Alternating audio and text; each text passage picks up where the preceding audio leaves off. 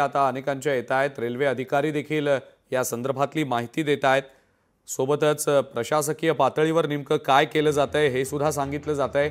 दृश्य आपण सध्या स्क्रीनवर जी पाहतो आहोत ती पाचोरा रुग्णालयातली आहेत।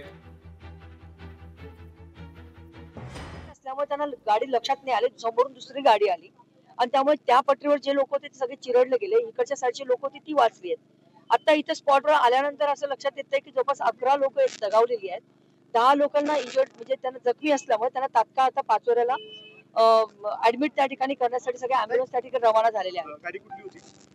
पुष्पक होती आणि दुसरी जी होती ती केके होती। आणि त्यांच्या जे आता जखमींची संख्या काही कळाली नाही? जखमीची संख्या जवळपास 10च्या आसपास आहे आणि 11 लोक गेलेले असतात प्रथमदर्शनी दिसतंय। जे 11 लोक गेले त्यांच्या घराला अजून कुठल्याही प्रकारचं म्हणजे ओळख पटलेली नाही।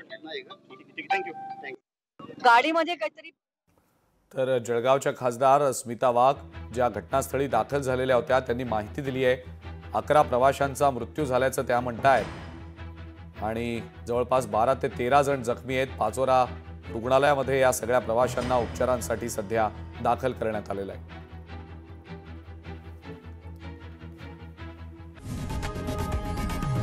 लोकशाही मराठी ऐका, पहा, जागरूक रहा।